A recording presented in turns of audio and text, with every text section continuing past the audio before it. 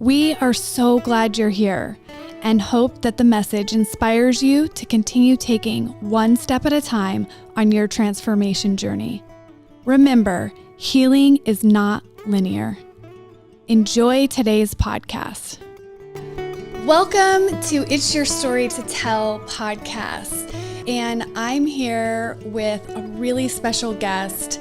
He's my son, Brantley McDonald, and I'm just so honored to share this space with him and give you a little bit more insight into our life and the journey that we have been on as a family and as individuals.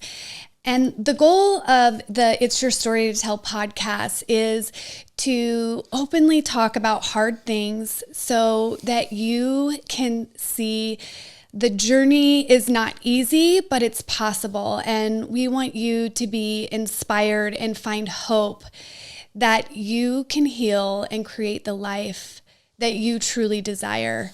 You know, we were talking beforehand, you were telling me about kind of your view on like this transition and transformation. And you mentioned like the compound effect. And like, I'm kind of hearing you like talk a little bit about it, but wanted to hear a little bit more too about how that has played out in your life and what does that mean? Yeah, you know, in my journey, a lot of times people expect you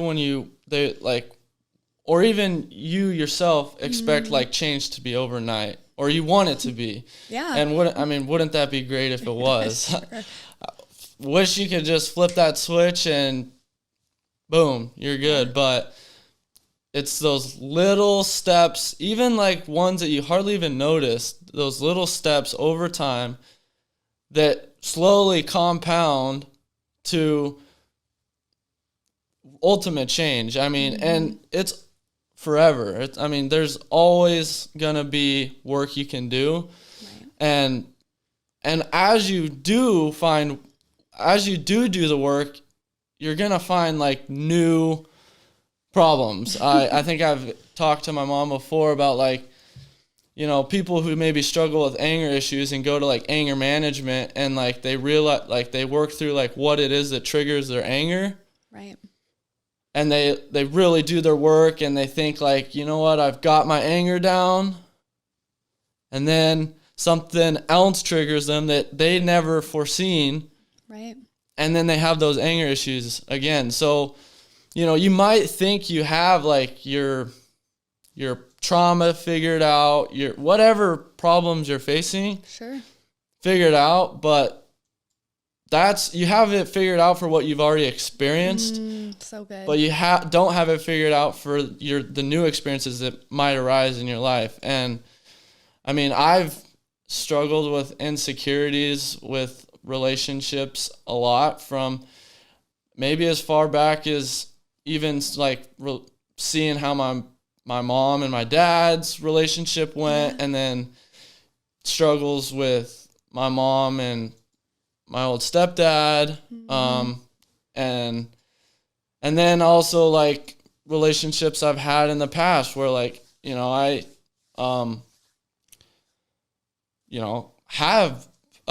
had a person who did like cheat on me, and like, so I feel like I've definitely done a lot of work on my insecurities, and like this relationship I'm in right now has been an amazing, healthy relationship, but I still get those insecurities, and it's nothing like, it's little things that like trigger you that like you. And it's nothing that they're doing. And it's just like those little thoughts in your head because of past experiences. And you can only fix the problems that you've seen. Right. But you can't fix something that you haven't seen yet. And so like for me, that's been something that's still an ongoing struggle and will be for the rest of my life, as well as other things like my way of like communicating has also always been a huge struggle with me. I mean, I'm at a point in my life where I've definitely done a lot of work on communicating properly with people who are maybe not easy to communicate with, like you, for an example. I mean, I own it. It's okay. Yeah. I remember if we had any kind of conversation that got difficult, it just turned into like kind of a yelling match. Yeah. And I think that's partly because, like, I guess I don't know the full reason behind it, but we both were still healing. And so that was like the main thing was like, you were triggering, I was triggering. You know, I think for me, I had a lot of fear, right? In my life, I had seen the choices I had made. I didn't want you guys to suffer. And so my thought was like trying to control things. And that wasn't right. You know, like anytime we act out of our fears, it's not going to go well, right? And that's why I do believe it's like faith over your fears and like taking those thoughts captive, right? You're talking about how you'll have a trigger and then you now have a skill of self-awareness. Like I'm aware that this is how I feel when something happens. And then you have strategies that you've learned to apply to help you kind of process through it. And I think it's so cool. You even can see in this journal that progression of like, sometimes you're doing the work and you are so angry about it. You know, I know that there was a time in my growth and the work that I was doing when I was working through some stuff on healing from sexual abuse. And I was so angry with God and I finally just got out the anger, like, and just was honest, you know? And then it was like that honesty, that anger and the grief that came out because I had not let myself really experience that, then allowed this transition. And I love that you talk about journaling because that's one of the things I really suggest to people who are working through and processing is not just because you get to read what you're thinking, but that you can look back over time because sometimes we forget how far we've come. And when we can go back and look at it, it's rewarding. It's quite amazing, honestly. I mean, even for me, like I've only really been on this journey for about 1.5 years now.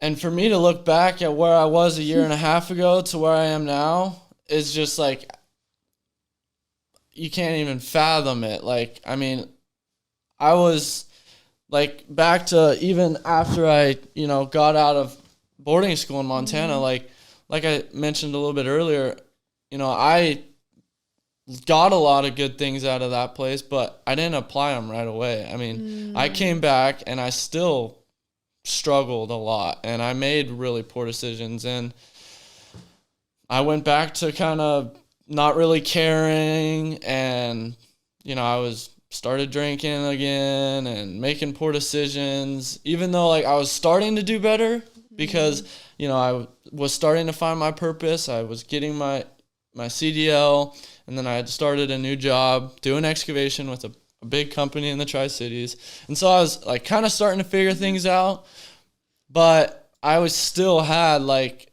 those issues that I hadn't fully worked through yet. Yeah. And I fell back into my ways a little bit. And, I think that's normal. Like, I want people to understand like that, you can be learning and growing and still struggling all at the same time. Because sometimes we get frustrated and we throw out the fact that you're actually making these other choices and growing in these areas because it doesn't all happen at once. For you, what was that pivotal moment when you decided, to really commit to kind of changing your life and taking it in a different direction?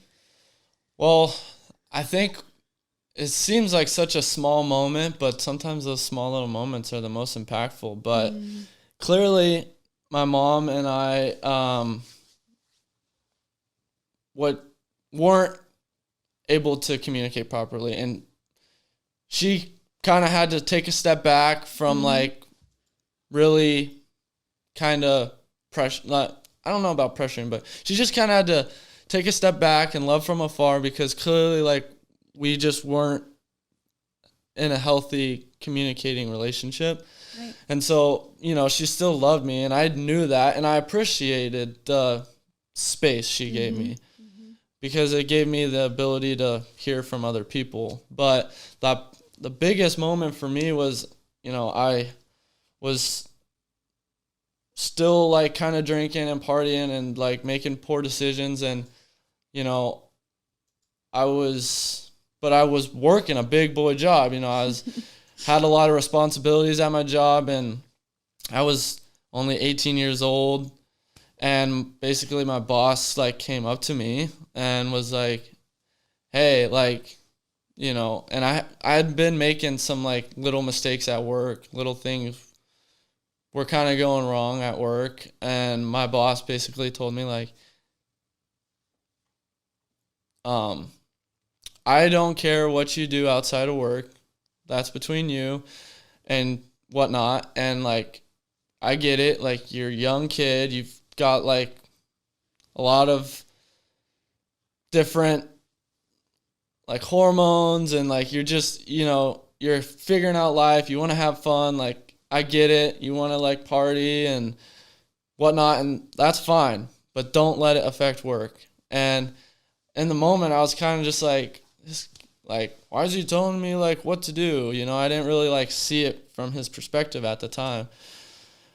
But a little bit later, like throughout the day and throughout that week, I really like thought about it. Like, you know what? Like, this is affecting my work, and I don't realize it because I'd like be out all night and then go to work, and I'd be like tired or hungover or whatever, and it was affecting my work. And so you were just sharing about how your boss was able to share something with you.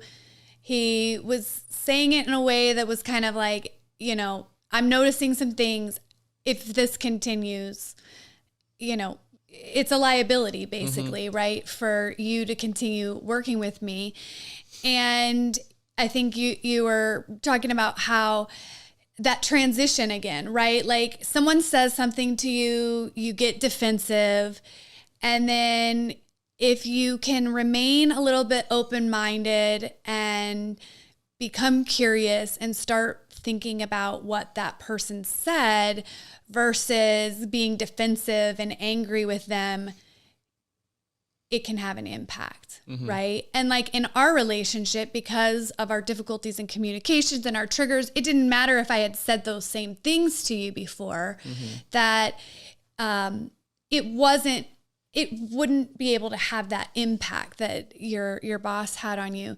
So what started changing then in that, you had this pivotal moment of deciding like, okay, do I want to keep doing this, or do I have a purpose and a dream? Like what was your purpose in your dream? And then how did that help you take different steps, and what were they? Yeah. So for me, that moment was huge for me because for the first time really in my life, I had someone other than my family telling me that it was affecting me. And that's why I think it's so important for everyone to have a mentor or a coach or a therapist or just someone Community, that they look up to, yeah. that's not a family member, someone that they extremely respect and is willing to get that hard critical criticism from them, versus, because when it comes from a family member, I mean, it just doesn't come across as serious, because your family's still gonna love you, and your family's still gonna even if they don't agree with where you're at and what you're doing, they're still gonna support you. Right. But hearing it from someone who's a third party, really honestly no kind of connection other than they're just someone that's influencing your life and respectful, or you respect them because he's someone I extremely respect because he's at a place in life that I want to be at. He owns a huge excavation company. He's very successful.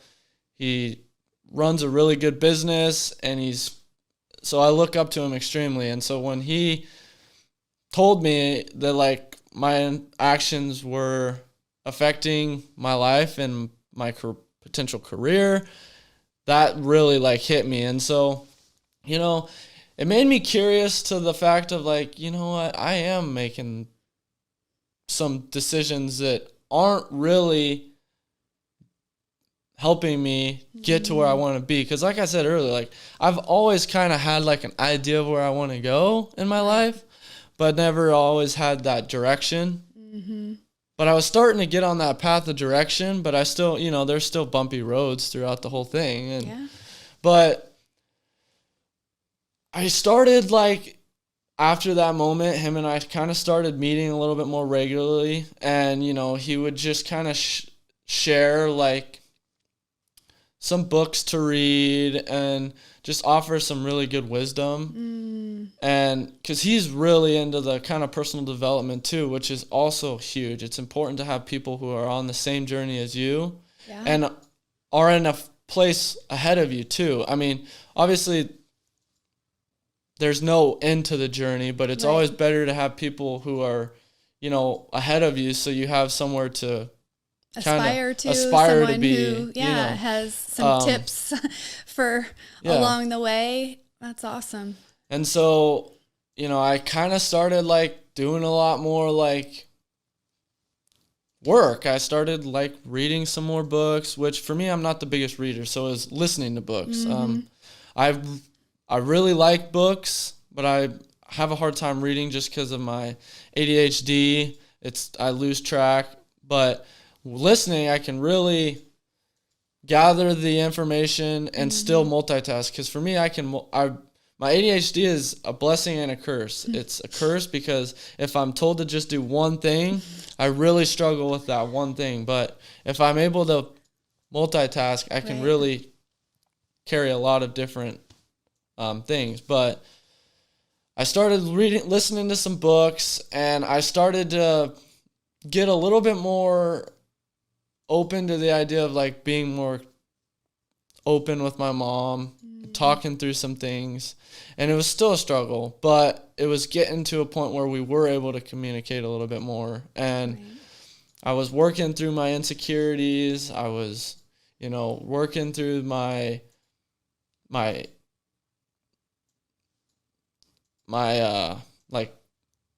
it's not that I like lacked like a sense of direction, but at times I lacked the drive.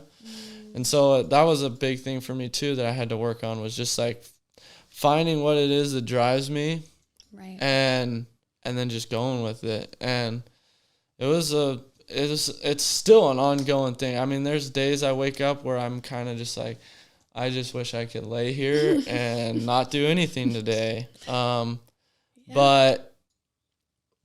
But I have such a strong purpose in my life that I know like God put me on this planet to like pursue this. And that outweighs all the, I'm so tired. And that doesn't mean that like you don't still get those feelings, but it's important to find that why in your life. And that was something that was hard for me to really figure out, was my why.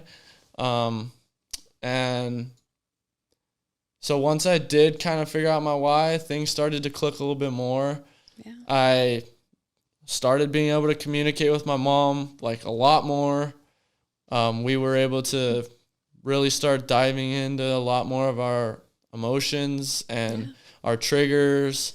And we were even reading books together. We started like reading books together, and then we, you know, catch up at the end of the week or whatever and talk about what chapters we read. And we read a lot of really good books like The Power of One More by Ed Milet. That book is one of my favorites because it's the whole thing about compounding effect. Like just one more every day over a lifetime, the amount of change you can experience with just one more every day is amazing. And so that was probably one of the most powerful books I read. And we read that one together. I think that one's cool too, because this journey can feel really overwhelming if you're looking at all the things that have to happen to get to where you start your own business, or you expand your company to be the size you want it to be and have the impact that you want. And that can get overwhelming. But if you can just take like one more step, do one more thing that you wouldn't have done in your past, and just make that your goal, it's not so overwhelming. And I think that is such great wisdom. And I also wanted to say, I love that you shared about having a mentor. You know, if you watch my episode 1, I talk about the domestic abuse advocate, Julia, who became my mentor. You know, I couldn't see the way I was thinking as harmful because it was the way I had been doing it. And I needed somebody outside of me, not like a parent or other people that I would see as, oh, they're just judging me where I'm at. No, she had been in the place that I had been. And she had gone before me.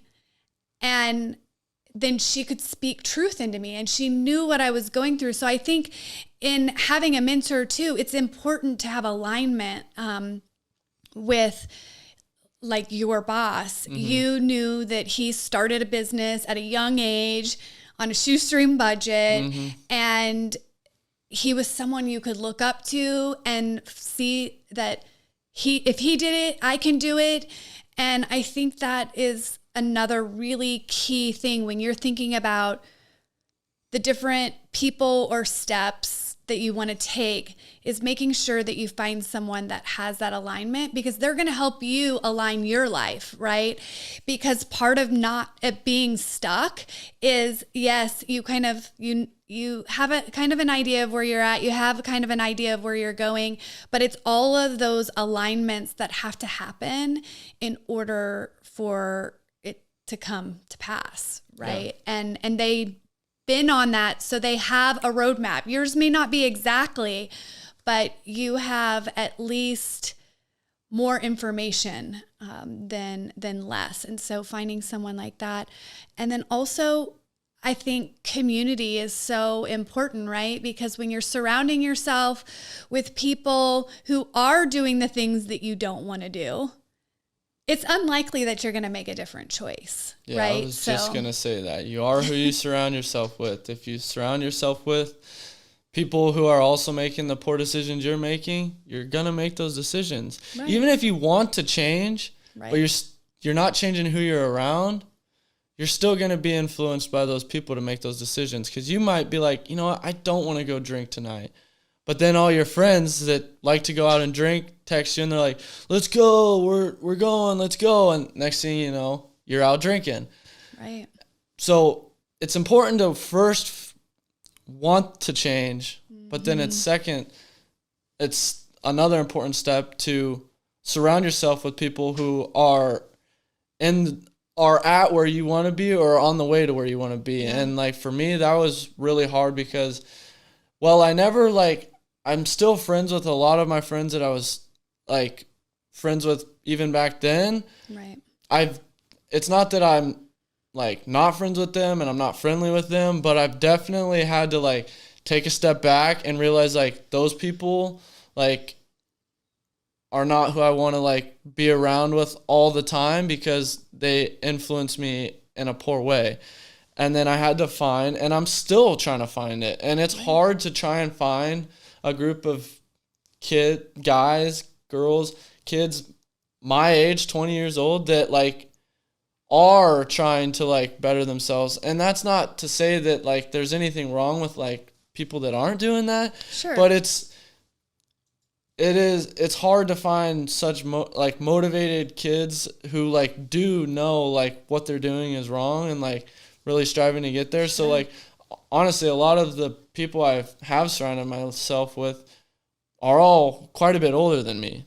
Like my boss, who's like, you know, in his 40s or 50s, and like other mentors who are quite a bit older than me. But that doesn't matter. Age doesn't really matter, honestly.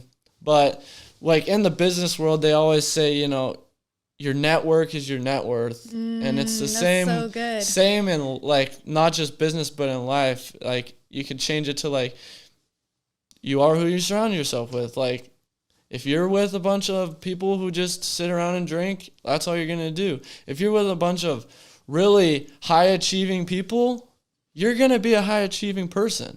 Right. And it's so important to find one person for sure, and then branch out into a group, and continue to branch out into groups. And that's been a huge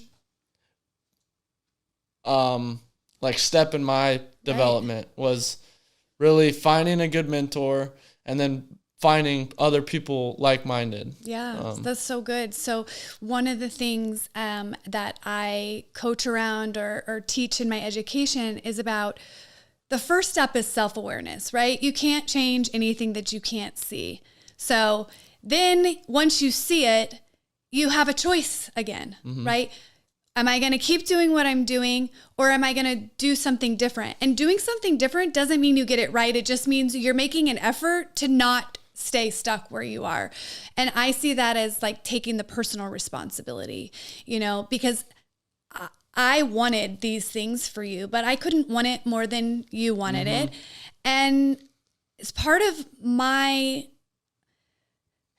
communication and thing was wanting something so bad for you that I was like wanting to push it, right? And that's where that control comes in, and not allowing the other person their free will to kind of try something and fail. That's how we learn is, you know, tell me, like, what is your belief on the whole fail thing? Well, you know, I strongly believe that like failure creates success. I mean, every success story has thousands of failures, and it's okay to fail as long as you learn from your failures. Yeah, so good. If you fail and let those failures like continue to like bring you down, or like you're like, you know, that sucks. If you take it like that, then it's a failure. But a failure is very important in life if you're able to be like, you know what, this is where I went wrong. This is how I can do better. And then implement that in your life, and you're gonna fail, and it's okay to fail. It is. I know for me, like failure was such a hard word because of my tendency towards perfectionism and achievement. And I had to kind of reframe what the word failure. And for me, it's opportunity, right? Because when something doesn't go the way you anticipated, all you have to do is look at it, evaluate it, make some changes, and go forward. And you gain resilience and strength, creativity. And again, if you can move out of the fixed mindset, which is failure, into a growth mindset, which is opportunity, you can accomplish anything. So you have demonstrated how you were able to continually move forward, right? And you said, okay, in this instance, when I was at that boarding school, you came in like, F this, you know, my parents this, you weren't taking personal responsibility, you didn't have awareness, you were in a fixed mindset. Over time, and surrounding yourself, even in that environment, you know, like where you thought, oh, I don't belong here. If you listen to podcast 1, I had the same kind of experience as I walked into a recovery meeting thinking, I don't need to be here. I don't have any problems. These people, they got drugs, alcohol, sex. Like, I'm just make poor relationship choices. Little did I know until I was sitting there that I was like, you know what? There's really no difference between any of us. We're all just running from our hurt and our emotions. And so for some, it looks one way. And for me, it was control. It was perfectionism, people pleasing. And for others, you know, you talk about alcohol as an option. So in all of that, it helped me to be less judgmental because judgment, you felt it from me. Others, I'm sure, did, because when you are sitting in perfectionism, you're judging people, right? And so when you are in a community or you're participating in that mindset yourself, you can't grow in judgment, because that means you have it all together and you don't have self-awareness, because none of us have it all together, right? So I think you highlighted that so well in just the transition of your story. Tell us, like, where are you now? And like, you talked about your boss. Is he still your boss? What's going on? What are you doing? Yeah, you know, I since started my own business, and I've been on that journey I've been on the journey for about 6 months now, but it's been official for the last month. You know, I'm still very close with my old boss. We communicate on pretty much a daily basis. I ask him questions, we meet up for coffee, talk about life, business, and I'm at a place where my life is going very great, but it's taken a lot of hard work, and there's so much more work to be done. I mean, I have really big dreams of, like, I really want to be able to, like, share my message, which is why I'm so thankful to be on this podcast, share my story with other, like, young kids my age, and they're, you know, I think, like, the most important time for change is definitely from the start of high school to, like, the early years of adulthood. So, you know, from 16 to, like, 22. I mean, because those are the years that you're expected to be an adult or start acting like an adult, but you're still a kid. Even though you might be 18 and you're classified as an adult, you're still trying to figure out your life. And most people will don't figure it out at that age, and that's okay. Right. But if I can, you know, share my message and my story with other people and help, like, influence them, to want to make the change, that's my mission. And that's why, like, with my business, like, my motto is, like, because it's an excavation company, it's we don't just develop land, we develop people, because I think people is the most important part of all aspects of life. I mean, the development of people is extremely important. So that's where I'm at in life. And I love your mission. And, you know, what I also love is, as we have shared about the hard things that got passed down, we're sharing about how we're now passing down something different. We have broken off this perfectionism, the judgment, and really are living out the possibility. We don't run from our emotions. We work through them. And now we get to go and make a difference. And that's, you know, the whole reason I am doing this podcast is just that, is to show, yes, we all have these hard things, but look at the journey. And then how can we use that to change and impact other people's lives? And not only are we doing that in our life, but you can see your boss offered you something that you're now taking and offering it to other people too. So just as much as hurt people, heal people, right? And so we are in this together. I'm so looking forward to, I know that you and I are going to be, we're working on some plans to talk into some different high schools and speak into these lives, because I think you're right. You know, like, I was 37 when I started on my journey, and I didn't have people talking to me like this, telling me about what's possible and walking me through the steps. Like, yes, there was, you need to do this for college prep and you need to do this, like those types of things. But the emotional side of like maturing in life, no one sits down and kind of talks to you about that, or is willing to be vulnerable, right? Because that's the key, is vulnerability. I mean, most people don't want to admit that they are messed up people, but being able to admit that, like, we all make mistakes, and nobody's perfect. Anybody that says they're perfect is not. And so that's a sign right there that you are not living in reality, right? And so vulnerability is not easy. It's extremely difficult, but when you get to a place where you can be vulnerable, that's when change is made. Yeah. Anything else you want to share about things before I just close this out? And I think you're right, like, in vulnerability, and I just want to honor you and thank you for your willingness to come on here with me and be vulnerable. You know, we risk, what are people going to think about us? But I don't care anymore. Mm-hmm. You know, there are too many people who need to hear this so that they can have freedom, that I don't care what people think anymore, you know? And so thank you for being here and sharing that with me. Yeah. Yeah.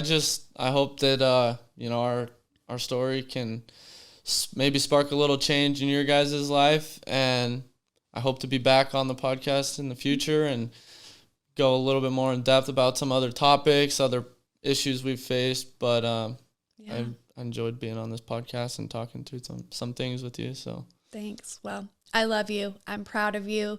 And at no time did that ever change.